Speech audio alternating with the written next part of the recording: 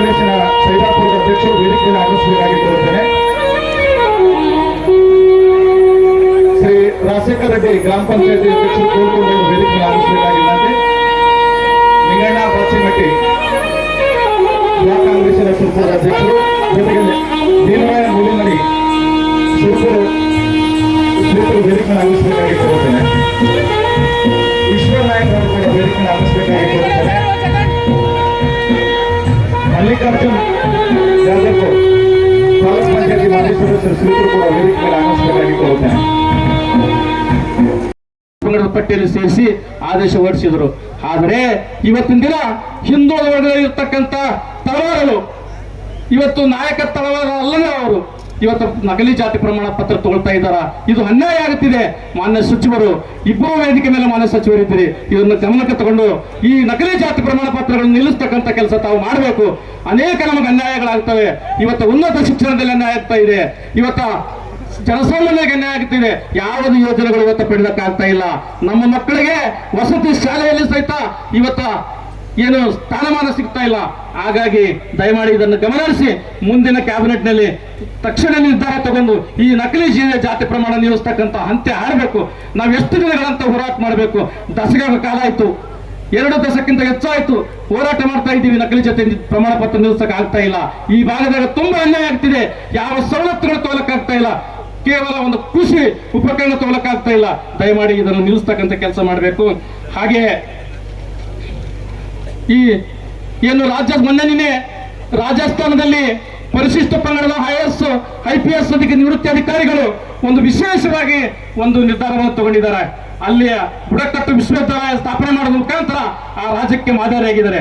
ಅದೇ ರೀತಿಯಾಗಿ ನಮ್ಮ ಸಮಾಜದ 18 ಮಂದಿ ಶಾಸಕರು, 3 ಲೋಕಸಭಾ ಸದಸ್ಯರು, 3 ಏನು ವಿಧಾನಸಭೆಯ ಪರಿಷತ್ತಿನ ಸದಸ್ಯರಿದ್ದೀರಿ, ಅವರೆಲ್ಲ ಒಂದು ನಿರ್ಧಾರ ತಗೊಂಡು IAS IPS ಅಧಿಕಾರಿಗಳು ನಿರ್ಧಾರ ತಗೊಂಡು ಕರ್ನಾಟಕದಲ್ಲಿ ಸಹಿತ ಪರಿಶಿಷ್ಟ ಪಂಗಡದ ವಿಶ್ವವಿದ್ಯಾಲಯವನ್ನು ಸ್ಥಾಪನೆ ಮಾಡಬೇಕೆಂದು ತಮ್ಮಲ್ಲಿ ವಿನಂತಿ ಮಾಡ್ತೀವಿ. ಹಾಗೆ ಮಾನ್ಯ ಸ್ಥಳೀಯ ಶಾಸಕರಾದ ಗುರುಮಿಟ್ಕಲ್ ಮತಕ್ಷೇತ್ರದ ಶರಣಗೌಡ ಕಂದಕೂರ್ ಅವರಿಗೆ ನಾವೊಂದು ಸಮುದಾಯದ ವತಿಯಿಂದ ವಿನಂತಿ ಮಾಡ್ತಿದ್ದೀವಿ. ಈ ಭಾಗದಲ್ಲಿ ಬಳಚಕ್ರ ಮತ್ತು ಸೈದಾಪುರ ಏನು ಹೋಬಳಿಯಲ್ಲಿ ಅತಿ ಹೆಚ್ಚಿನ ಪರಿಶಿಷ್ಟ ಪಂಗಡ ಜನಸಂಖ್ಯೆ ಇದ್ದೀವಿ. ಹಾಗಾಗಿ ನಮಗೆ ಸಭೆಯ ಸಮಾರಂಭಗಳು ಮಾಡಲಿಕ್ಕೆ ತುಂಬಾ ತೊಂದರೆ ಆಗ್ತಿದೆ. ಈ ಸೈದಾಪುರ ಪಟ್ಟಣದಲ್ಲಿ ವಾಲ್ಮೀಕಿ ಭವನವನ್ನು ಮಂಜೂರಾತಿ ಮಾಡಿಕೊಡ್ಬೇಕೆಂದು ತಮ್ಮಲ್ಲಿ ವಿನಂತಿ ಮಾಡ್ತೇವೆ. ಹಾಗಾಗಿ ಅನೇಕ ನಮ್ಮ ಸಮುದಾಯದ ಸಮಸ್ಯೆಗಳಿದ್ದೇವೆ. ಸಮಯದ ಅಭಯ ಇರುವುದರಿಂದ ಸಮಾಜದಲ್ಲಿ ಸಾಕಷ್ಟು ಸಮಸ್ಯೆ ಇದೆ. ಶೈಕ್ಷಣಿಕವಾಗಿದೆ ಸಮಸ್ಯೆ. ಇವೆಲ್ಲ ಬಗೆಹರಿಬೇಕಾದ್ರೆ ನಾವು ಒಗ್ಗಟ್ಟಾಗಿ ಹೋರಾಟ ಮಾಡಬೇಕಾಗಿದೆ. ವಿಶೇಷವಾಗಿ ನಕಲಿ ಜಾತಿ ಪ್ರಮಾಣ ಪತ್ರ ಇದೆ. ಸಂಘಟಿತವಾಗಿ ಹೋರಾಟ ಮಾಡಿದಾಗ ಮಾತ್ರ ಇದಕ್ಕೆ ನಾವು ಯಶಸ್ವಿ ದಾರಿ ಕಾಣಲಿಕ್ಕೆ ಸಾಧ್ಯ ಇದೆ. ಯಾಕೆಂದ್ರೆ ಯಾವುದು ಬೇಗ ಮಾಡಲಿಕ್ಕೆ ಯಾವುದು ಸಾಧ್ಯ ಆಗೋದಿಲ್ಲ. ಕಾನೂನಿದೆ, ಸರ್ಕಾರ ಇದೆ, ನ್ಯಾಯಾಲಯ ಇದೆ. ಒಂದೊಂದಾಗಿ ಬಗೆಹರಿಸ್ತಾ ಹೋದಾಗ ಮಾತ್ರ ನಮಗೆ ನಿಮ್ಮ ಈಗಾಗಲೇ ಸರ್ಕಾರದ ಗಮನಕ್ಕೆ ತಂದಿದ್ದೀವಿ. ಸ್ವಾಮೀಜಿಯವರ ನೇತೃತ್ವದಲ್ಲಿ ನಕಲಿ ಜಾತಿ ಪ್ರಮಾಣ ಪತ್ರ ನಿಲ್ಲಿಸಬೇಕು. ಮತ್ತೆ ಉಗ್ರಪ್ಪ ಹೇಳಿದಾಗ ಯಾರು ಅರ್ಹರಿದ್ದಾರೆ ಅವ್ರು ಸಿಗಲೇಬೇಕು. ಅವ್ರು ಹೊರಗಿದ್ರು ಕೂಡ ಅವ್ರಿಗೆ ಸಿಗುವಂಥ ಪ್ರಯತ್ನ ಆಗಬೇಕಾಗಿದೆ.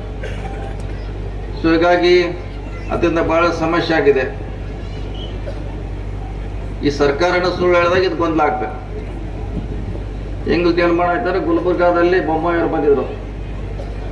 ನಮ್ಮದನ್ನ ಅವ್ರಿಗೆ ತೋರಿಸಿದವ್ರು, ನಮ್ಮ ಆದೇಶನ ಅವ್ರಿಗೆ ತೋರಿಸಿದವ್ರಿಗೆ ಇನ್ನೊಬ್ರಿಗೆ ಈ ವಾಲ್ಮೀಕಿ ತಳವಾರ ಇದೆ ನಿಮ್ಮದು ಹಾಕಿದೀವಿ ಅಂತ STಯಲ್ಲಿ ಹೇಳಿದ್ರೆ ಅದು ಮುಂಚೆನೇ ಇತ್ತದು. ಅವ್ರಿಗೆ ಓಟ್ ಪಡಿಬೇಕಾಗಿತ್ತು. ಈಗ ಪಾಪ ಅವ್ರು ನೌಕರಿ ಹತ್ತಿರ್ತಾರೆ, ಇನ್ನು ಅವ್ರ ಮ್ಯಾಗ ಎನ್ಕ್ವೈರಿ, ಕೊನೆಗೆ ಬಂದು ಡಿಸ್ಮಿಸ್ಸು, ಇವೆಲ್ಲ ಪ್ರಾರಂಭ ಆಗ್ತವೆ. ಒಂದು ಓಟ್ ತೊಗೊಳಕ್ಕೆ ನಾವು ಸುಳ್ಳು ಹೇಳಿದಾಗ, ಒಂದು ಸರ್ಕಾರ ಸುಳ್ಳು ಹೇಳಿದಾಗ ಇವೆಲ್ಲ ಸಮಸ್ಯೆ ಉದ್ಭವ ಆಗ್ತವೆ. ಓಟ್ ಮುಖ್ಯ ಅಲ್ಲ, ಅವ್ರಿಗೆ ನಾವು ಕೊಡುವಂಥ ಸೇವೆ ಭಾಳ ಮುಖ್ಯ ಅನ್ನೋದು ಭಾಳ ಸರ್ಕಾರ ಮುಂದೆ ಒಂದು ಬದ್ಧತೆ ಇರಬೇಕಾಗ್ತದೆ. ಸೊ ಆದಷ್ಟು ಬೇಗ ಸರ್ಕಾರ ಗಮನಕ್ಕೆ ತಂದಿದ್ದೀವಿ. ಬಹುಶಃ ಆದೇಶ ಆಗಬೇಕಾಗಿದೆ. ಅದು ಆದೇಶ ಮಾಡಲಿಕ್ಕೆ ನಾವು ಪ್ರಯತ್ನ ಮಾಡ್ತಾ ಇದ್ದೀವಿ. ಸೊ ಇಂಥ 10 ಹಲವಾರು ಸಮಸ್ಯೆಗಳನ್ನ ಇವತ್ತು ಈ ಸಮುದಾಯ ಅಥವಾ ಸೋಷಿಯಲ್ ಸಮುದಾಯಗಳು ಎದುರಿಸ್ತಾ ಇದ್ದೀವಿ. ಆ ನಿಟ್ಟಿನಲ್ಲಿ ನಮ್ಮ ಸಮಸ್ಯೆಗಳಿಗೆ ಪರಿಹಾರ ಮಾಡಲಿಕ್ಕೆ ಸರ್ಕಾರಗಳಿದೆ. ಮುಖ್ಯವಾಗಿ ಶಿಕ್ಷಣ ಪಡಿಬೇಕಾಗಿದೆ. ನಮ್ಮ ಶಾಸಕರು ಹೇಳಿದಂಗೆ ಈಗೆಲ್ಲ ವಸತಿ ಶಾಲೆಗಳಾಗಿದೆ. ಇದು ಸಿದ್ದರಾಮಯ್ಯ ಅವರ ಸರ್ಕಾರದ ಕೊಡುಗೆ. ಹಿಂದೆ 13ರಲ್ಲಿ ಅಂಜನೇಯ ಅವರ ಮಂತ್ರಿಗಳಿದ್ದಾಗ ಈ SC STಗಳಿಗೆ, ಬಡವರಿಗೆ, OBCಗಳಿಗೆ ಶೈಕ್ಷಣಿಕ ಸೌಲಭ್ಯ ಅವಶ್ಯಕತೆ ಇನ್ನು ಕಾರಣಕ್ಕಾಗಿ ಬಹುಶಃ ಒಂದು ಕಾನ್ಸ್ಟಿಟ್ಯೂನ್ಸಿಯಲ್ಲಿ 4-5 ಶಾಲೆಯವರು ಇರಬೇಕು, ಒಂದು ಶಾಲೆಗಳಿದ್ದಾವೆ. ಸೊ ಅಂದು ನಮ್ಮ ಸರ್ಕಾರ ಕೈಗೊಂಡಂಥ ಕಾರ್ಯಕ್ರಮದಿಂದ ಇವತ್ತು ಬಹುಶಃ ಅದರಲ್ಲಿ ಭಾಳಷ್ಟು ಜನ ಶಿಕ್ಷಣ ಪಡ್ತಿದ್ದಾರೆ, ಒಳ್ಳೆಯ ಗುಣಮಟ್ಟ ಶಿಕ್ಷಣ ಪಡ್ತಿದ್ದಾರೆ. ಸಂದರ್ಭದಲ್ಲಿ ಈ ಸಮುದಾಯದ ಮಧ್ಯೆ ಸಾಕಷ್ಟು ಸವಾಲುಗಳಿದೆ. ಅದು ನಾವೆಲ್ಲ ಒಗ್ಗಟ್ಟಾಗಿ ಹೋರಾಟ ಮಾಡಬೇಕಾಗಿದೆ.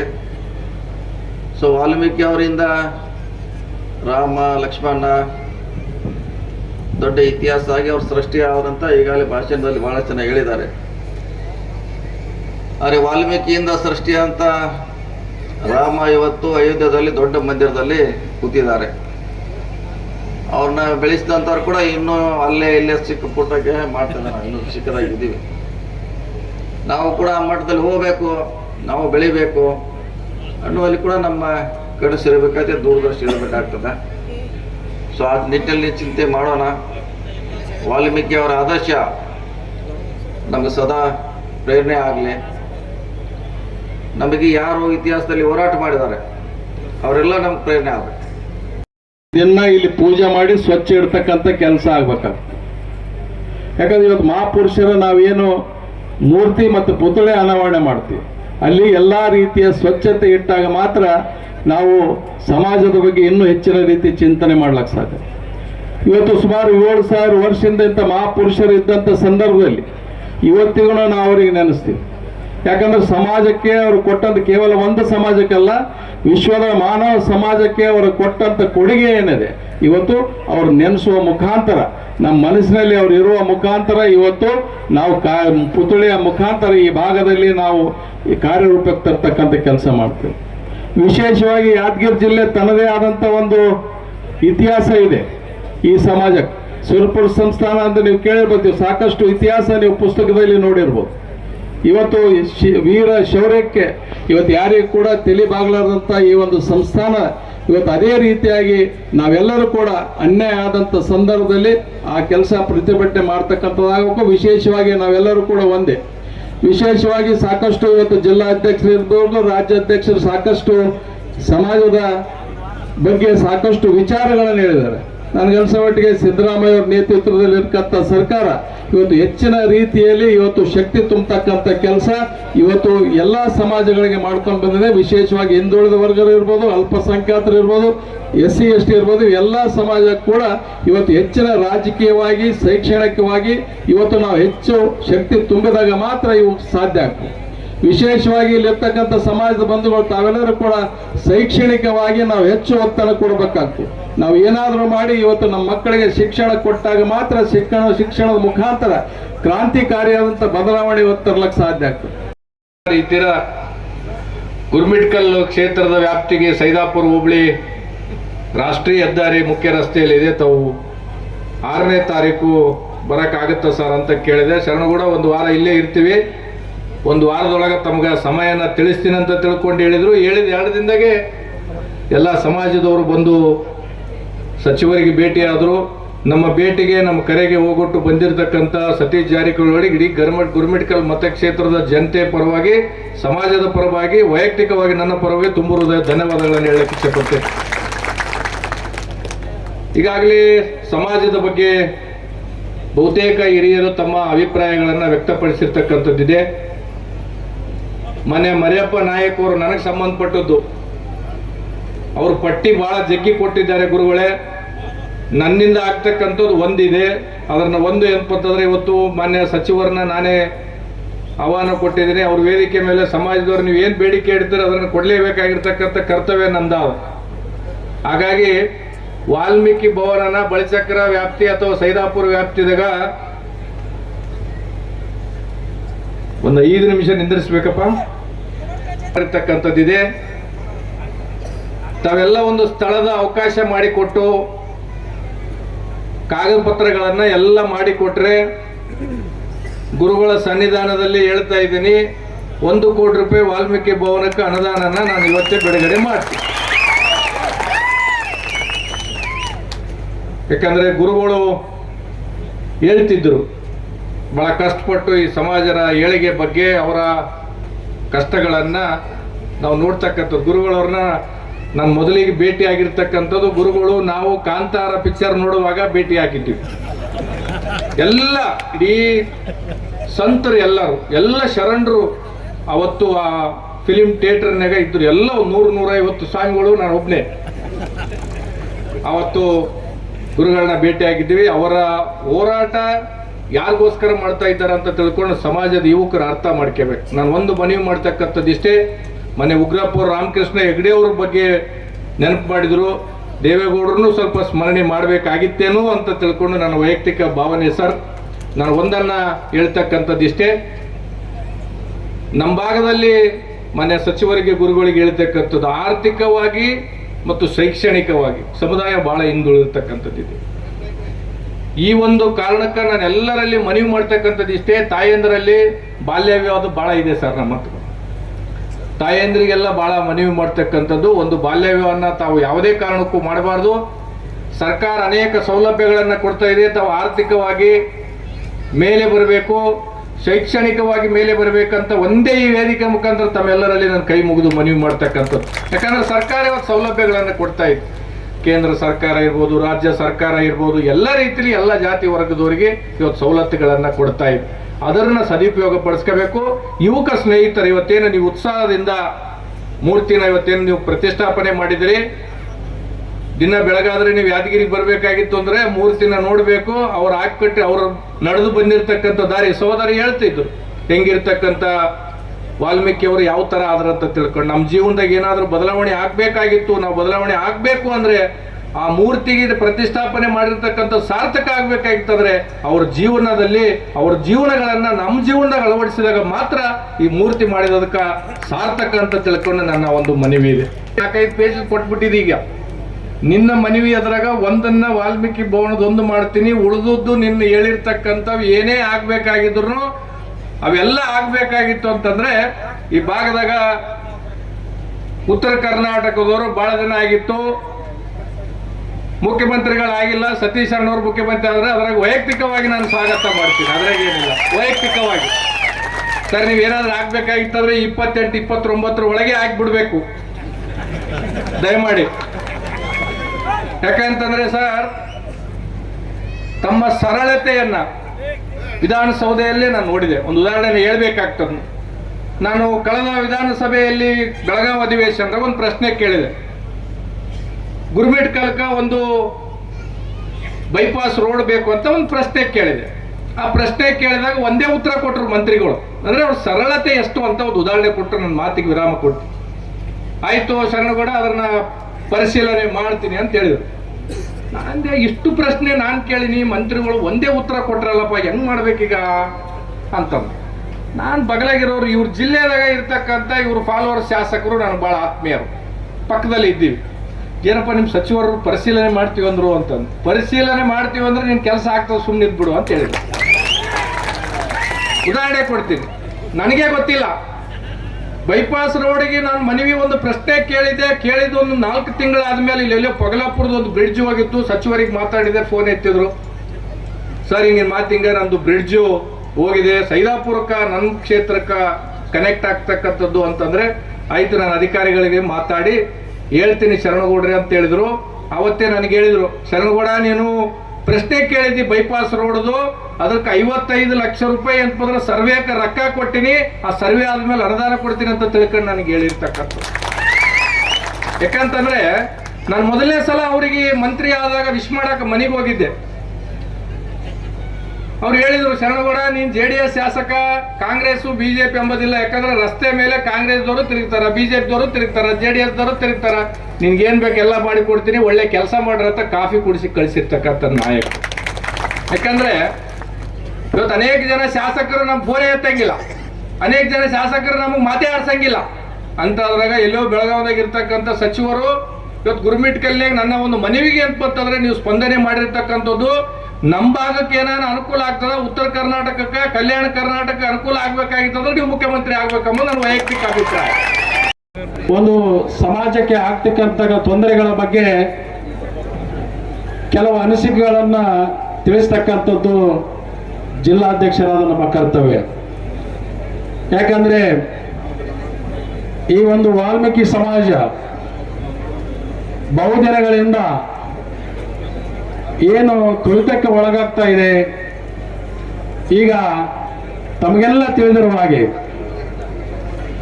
ಸಾಕಷ್ಟು ಶ್ರಮಪಟ್ಟು ಬಹುದಿನಗಳಿಂದ ಹೋರಾಟ ಮಾಡಿ ಪಡೆದಿರ್ತಕ್ಕಂಥ ಹಕ್ಕನ್ನ ಇವತ್ತ ಉಳಿಸಿಕೊಳ್ಳಲು ನಮ್ಮ ಕೈಲಿ ಆಗ್ತಾ ಇಲ್ಲ. ಏನ್ ಸಮಸ್ಯೆ ಇದು? ಎಷ್ಟೊಂದು ಹೋರಾಟ ಮಾಡಬೇಕು ಅಂತಕ್ಕಂಥದ್ದು ಇವತ್ತು ನಾವು ಬಹಳ ವಿಚಾರ ಮಾಡ್ತಕ್ಕಂಥ ಪರಿಸ್ಥಿತಿಯಲ್ಲಿ ನಾವಿದ್ದೀವಿ. ಹಾಗಾಗಿ ನಮ್ಮನ್ನ ಪ್ರತಿನಿಧಿಸ್ತಕ್ಕಂಥ ನಮ್ಮ ನಾಯಕರು ಇವತ್ತು ಜಾರಕಿಹೊಳಿ ಸರ್ ಆಗಿರ್ಬೋದು, ಉಗ್ರಪ್ಪ ಸರ್ ಆಗಿರ್ಬೋದು, ಅನೇಕ ನಮ್ಮ ಸಮುದಾಯದ ಜನಪ್ರತಿನಿಧಿಗಳು ಇವತ್ತು ಸರ್ಕಾರದ ಮಟ್ಟದಲ್ಲಿ ಇವತ್ತು ನಕಲಿ ಜಾತಿ ಪ್ರಮಾಣ ಪತ್ರ ಅಂತಕ್ಕಂಥದ್ದು ಅವ್ಯಯತವಾಗಿ ಇವತ್ತು ಒಂದು ದೊಡ್ಡ ರೋಗವಾಗಿ ಇವತ್ತು ಹರಡ್ತಾ ಇದೆ. ಅದನ್ನ ತಾವು ತಡೆಗಟ್ಟುವ ನಿಟ್ಟಿನಲ್ಲಿ ನಮ್ಮ ಸಮಾಜಕ್ಕೆ ನ್ಯಾಯ ಕೊಡಿಸ್ತಕ್ಕಂಥ ಕೆಲಸ ತಾವು ಮಾಡ್ಬೇಕಂತೇಳಿ ಸಮಾಜದ ಎಲ್ಲರ ಪರವಾಗಿ ತಮ್ಮನ್ನ ಮನವಿ ಮಾಡಿಕೊಳ್ತಾ ಇದ್ದೀನಿ. ಅದಕ್ಕಾಗಿ ನಾನು ಜಾಸ್ತಿ ಮಾತಾಡಲು ಹೋಗೋದಿಲ್ಲ. ಈ ಒಂದು ಕಾರ್ಯಕ್ರಮದಲ್ಲಿ ನಮ್ಮ ಸಮಾಜಕ್ಕೆ ನಮ್ಮ ಶಾಪುರ ತಾಲೂಕಿನ ಸಚಿವರು ಇವತ್ತು ಒಳ್ಳೆಯ ರೀತಿಯಲ್ಲಿ ಇವತ್ತು ಸಮಾಜದ ಒಂದು ಕಾರ್ಯಕ್ರಮವನ್ನು ಮಾಡಲಿಕ್ಕೆ ಒಂದು ಒಳ್ಳೆಯ ಒಂದು ಭವನವನ್ನು ಇವತ್ತು ತಮ್ಮದೇ ಆದ ಒಂದು ಲೇಔಟ್ನಲ್ಲಿ ಪ್ಲಾಟ್ ನೀಡಿ ಇವತ್ತು ಅದಕ್ಕೆ ನಾವು ಕೇಳಿದ ಹಾಗೆ ಹೆಚ್ಚೆಚ್ಚಿನ ಅನುದಾನವನ್ನು ಕೊಟ್ಟು ಇವತ್ತು ನಮ್ಮ ಸಮುದಾಯಕ್ಕೆ ಇವತ್ತು ಒಳ್ಳೆಯ ಕೆಲಸ ಮಾಡುವುದನ್ನು ನಾವು ಈ ಸಂದರ್ಭದಲ್ಲಿ ಹೇಳಬೇಕಾಗ್ತದೆ. ಅದೇ ರೀತಿಯಾಗಿ ಈ ಒಂದು ಮೂರ್ತಿ ಪ್ರತಿಷ್ಠಾಪನೆ ಆಗಬೇಕಾದ್ರೆ ಯಾರೋ ದಾನಿಗಳಂದ್ರೆ ಇವತ್ತು ಶ್ರೇಣಿ ಕುಮಾರ್ ದೋಖಾ ಸರ್ ಅವರು ಇವತ್ತು ಈಗಿನ ಕಾಲದಲ್ಲಿ ಒಂದು ಫೀಟ್ ಜಾಗ ಕೊಡ್ಬೇಕಾದ್ರೆ ಬಹಳ ವಿಚಾರ ಮಾಡ್ತಾರೆ. ಅಂಥದ್ರಲ್ಲಿ ಮೇನ್ ಹೆದ್ದಾರಿಯಲ್ಲಿ ತಮ್ಮದೇ ಆದ ಜಾಗವನ್ನು ಈ ಒಂದು ಪಂಕಿ ಪುತ್ಥಳಿ ಆವರಣ ಕಾರ್ಯಕ್ರಮ ಮೂಡುವುದಕ್ಕೆ ಜಾಗ ಕೊಟ್ಟಿದೆ. ಈ ಜಿಲ್ಲೆಯ ಸಮಾಜದ ಪರವಾಗಿ ತಮಗೆ ನಾವು ಒಂದನ್ನು ತಿಳಿಸುತ್ತಾ ಈ ಒಂದು ವಾಲ್ಮೀಕಿ ಬರೆದಿರುವಂತ ರಾಮಾಯಣವನ್ನ ಓದಿದಿರಿ? ಕೈ ಎತ್ತಿ.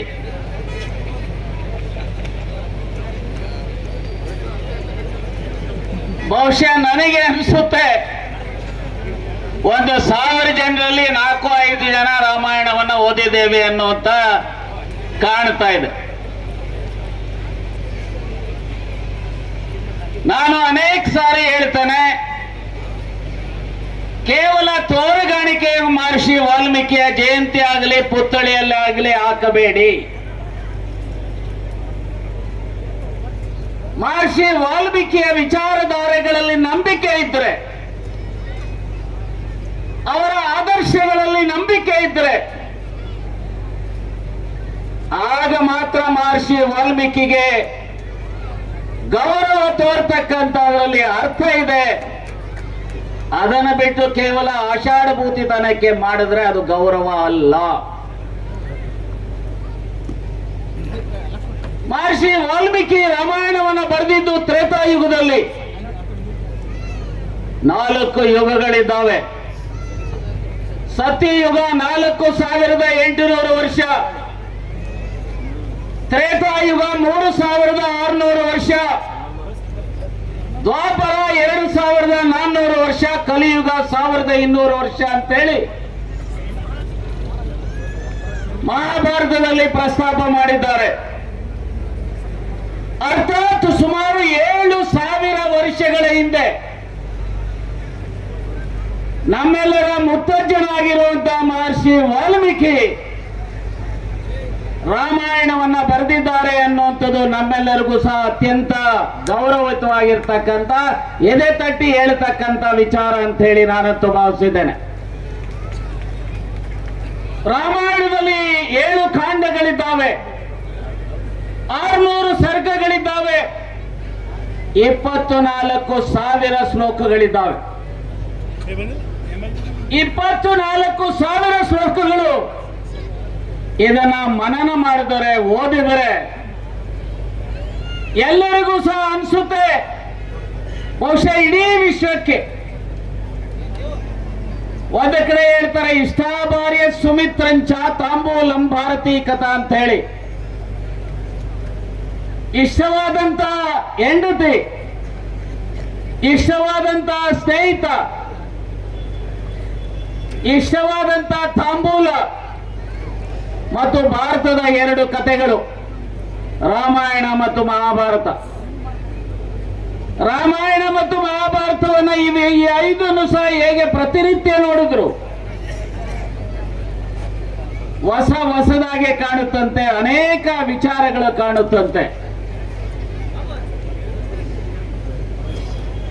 ನಾನು ಈ ಸಂದರ್ಭದಲ್ಲಿ ಹೆಚ್ಚು ಬೆಳೆಸಲಿಕ್ಕೆ ಹೋಗೋದಿಲ್ಲ, ಯಾಕಂದ್ರೆ ಇಲ್ಲಿ ಸಾಕಷ್ಟು ಡಿಸ್ಟರ್ಬೆನ್ಸ್ ಸಹ ಆಗ್ತಾ ಇದೆ.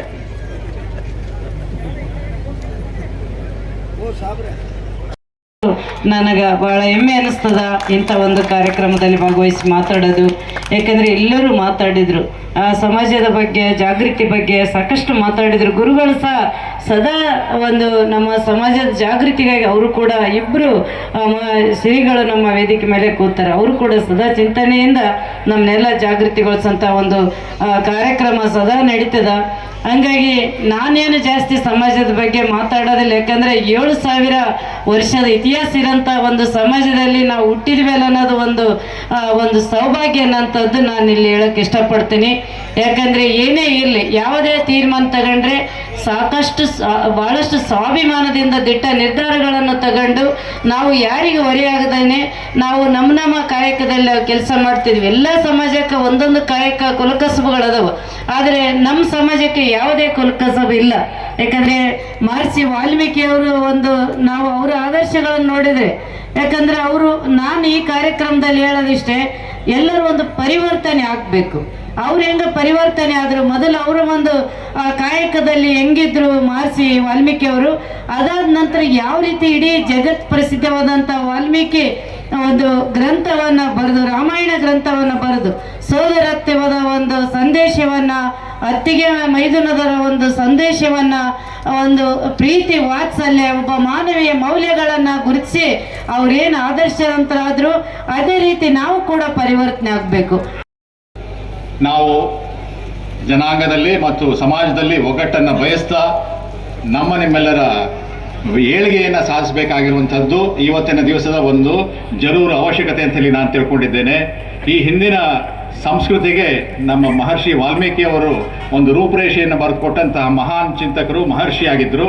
ಆದರೆ ಇವತ್ತಿನ ಪರಿಸ್ಥಿತಿಯಲ್ಲಿ ಜನಾಂಗದ ಸುಧಾರಣೆ ಕೂಡ ಬಹಳಷ್ಟು ಆಗಬೇಕಾಗಿರೋದ್ರಿಂದ ನಮಗೇನು ಸಂವಿಧಾನ ನಮಗೆ ಅನುಕೂಲ ಮಾಡಿಕೊಟ್ಟಿದೆ, ಪರಿಶಿಷ್ಟ ಪಂಗಡ ಅಂಥೇಳಿ ಗುರುತಿಸಿ ಏನು ಅವಕಾಶ ಮಾಡಿಕೊಟ್ಟಿದೆ, ಅದನ್ನು ಸಂಪೂರ್ಣವಾಗಿ ಬಳಕೆ ಮಾಡಿಕೊಂಡು ಜನಾಂಗದ ಯುವ ಪೀಳಿಗೆ ಮುಂದೆ ಬರಬೇಕು ಅನ್ನೋದೇ ಕೂಡ ಇಲ್ಲಿರುವಂಥ ಎಲ್ಲ ಹಿರಿಯರ ಆಸೆ ಆಗಿದೆ. ಸ್ವಾಮೀಜಿಯವರ ಆಶೀರ್ವಾದವೂ ಕೂಡ ಅದೇ ಆಗಿದೆ ಅಂತೇಳಿ ಹೇಳಲಿಕ್ಕೆ ಬಯಸ್ತಾ ಇದ್ದೇನೆ. ತಾವು ನನಗೆ ರಾಯಚೂರಿನ ಒಂದು ಸಂಸದನಾಗಿ ಕೆಲಸ ಮಾಡಲಿಕ್ಕೆ IAS ಅಧಿಕಾರಿಯಾಗಿ ನಿವೃತ್ತನಾದ ನಂತರ ನನಗೆ ಈ ಒಂದು ಅವಕಾಶವನ್ನು ತಾವು ಕಲಿಸ್ಕೊಟ್ಟಿರೋದು ನನಗೆ ಬಹಳ ಜನ್ಮಗಳ ಸುಕೃತ ಪುಣ್ಯ ಅಂತೇಳಿ ನಾನು ತಿಳ್ಕೊಂಡಿದ್ದೇನೆ. ಆದ್ದರಿಂದ ನೀವು ಕೊಟ್ಟಂತಹ ಪರವಾನಗಿ ಏನಿದೆ, ಪರ್ಮಿಟ್ ಏನಿದೆ, 5 ವರ್ಷದ ಸದಸ್ಯತ್ವ ಏನಿದೆ, ಪ್ರತಿ ದಿವಸವೂ ಅದರ ಬಗ್ಗೆ ಚಿಂತನೆ ಮಾಡ್ತಾ ಯಾವ ರೀತಿ ನಾವು ಕೆಲಸ ಮಾಡಬೇಕು, ಯಾವ ರೀತಿ ನಿಮ್ಮ ಧ್ವನಿಯಾಗಿ, ಕೃಷ್ಣೆಯ ಧ್ವನಿಯಾಗಿ ಲೋಕಸಭೆಯಲ್ಲಿ ಕೆಲಸ ಮಾಡಬೇಕು ಅನ್ನೋದನ್ನು ನಾನು ಯೋಚನೆ ಮಾಡ್ತಾ ನನ್ನ ಕೈಲಾದಷ್ಟು ಮಟ್ಟಿಗೆ ಇಲ್ಲಿಯ ರೈತರ, ಇಲ್ಲಿಯ ಜನರ ಸಮಸ್ಯೆಗಳನ್ನ, ಇಲ್ಲಿಯ ಉದ್ಯೋಗದವರ ಸಮಸ್ಯೆಗಳನ್ನ, ಯುವಕರ ಸಮಸ್ಯೆಯನ್ನ, ಮಹಿಳೆಯರ ಸಮಸ್ಯೆಗಳನ್ನ ಲೋಕಸಭೆಯಲ್ಲಿ ಪ್ರತಿಧ್ವನಿಸಲಿಕ್ಕೆ ನಾನು ಎಲ್ಲ ನನ್ನ ಬುದ್ಧಿಶಕ್ತಿಯನ್ನ, ನನ್ನ ಒಂದು ಯುಕ್ತಿಯನ್ನು ಉಪಯೋಗಿಸ್ತೇನೆ ಅಂತ ಹೇಳಿ ನಿಮಗೆ ಆಶ್ವಾಸನೆ ನೀಡುತ್ತಾ, ಸಂಘಟಿತರಾಗಬೇಕು, ಒಗ್ಗಟ್ಟಾಗಬೇಕು, ತನ್ನ ಮೂಲಕವಾಗಿ ನಮ್ಮ ಸಂವಿಧಾನಬದ್ಧ ಹಕ್ಕನ್ನು ಪಡ್ಕೊಳ್ಳಿಕ್ಕೆ ನಾವೆಲ್ಲರೂ ಕೂಡ ಪಕ್ಷಾತೀತವಾಗಿ ಸಂಘಟನೆ ಆಗಬೇಕಾಗ್ತದೆ. ಆ ಹಿನ್ನೆಲೆ ಒಳಗೆ ಕಳೆದ ಹಲವಾರು ವರ್ಷಗಳಿಂದ ಈ ರಾಜ್ಯದ ಪರಿಶಿಷ್ಟ ಜಾತಿ ಮತ್ತು ವರ್ಗದ ಮಕ್ಕಳಿಗೆ ಶಿಕ್ಷಣ ಮತ್ತು ಉದ್ಯೋಗದಲ್ಲಿ ಸರ್ಕಾರಿ SC ST ನೌಕರರಿಗೆ ಬಡ್ತಿಯಲ್ಲಿ ಮೀಸಲಾತಿಯನ್ನು ಹೆಚ್ಚಳ ಮಾಡುವಂಥ ಸಂದರ್ಭದಲ್ಲಿ ಹಿಂದಿನ ಸರ್ಕಾರ ಅನೇಕ ವಿಳಂಬ ನೀತಿಯನ್ನು ಅನುಸರಿಸ್ತಾ ಬಂತು. ಆವಾಗ ಬಹುತೇಕ ನನ್ನ ಸಮುದಾಯದ ತಾವೆಲ್ಲರೂ ಕೂಡ ಪಕ್ಷಾತೀತವಾಗಿ ಹೋರಾಟವನ್ನು ಮಾಡಿದ್ದರ ಪ್ರತಿಫಲ ಇವತ್ತು ಈ ಸಮುದಾಯಕ್ಕೆ ಒಂದು ಸಾಮಾಜಿಕ ನ್ಯಾಯ ಸಿಕ್ತು.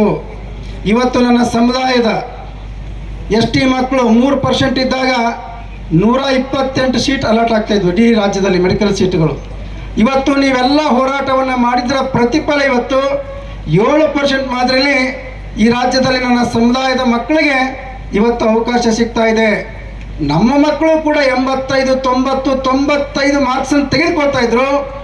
ಕೇವಲ 100ಕ್ಕೆ 3% ಮಾತ್ರ ಮೆಡಿಕಲ್ಲು, ಇಂಜಿನಿಯರಿಂಗು ಮತ್ತು ಬೇರೆ ಬೇರೆ ಕೋರ್ಸ್ಗಳಲ್ಲಿ ಬೇರೆ ಬೇರೆ ಅವಕಾಶ ಸಿಗ್ತಾ ಇತ್ತು.